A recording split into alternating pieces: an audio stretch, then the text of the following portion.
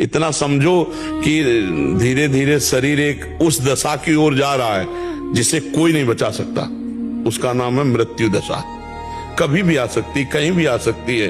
और हम अगर नाम जप कर रहे हो, शरीर छूटा तो भगवान की प्राप्ति हो जाएगी, और अगर नाम जप नहीं कर रहे और फिर शरीर छूटा तो दुर्गति हो जाएगी। इसलिए नाम जप करते रहो। जीवन का सार नाम जप। दुख सुख तो राम जी को भी भोगने पड़े और श्याम जी को भी भोगने पड़े। देखो श्याम जी हमारे प्रकट हो रहे कंस के कारागार में, हथकड़ी बेड़ियों से जकड़े हैं माता पिता। जहां भगवान आ रहे हैं वहां देख लो भीषण राक्षसी स्वभाव वालों का पहरा है, बड़ा मतलब कठोर व्यवहार हो रहा है। हथकड़ी बेड़ियां जकड़ी हुई और आ कौन रहा है? समस्त बंधनों से मुक्त करने वाला परमात्मा।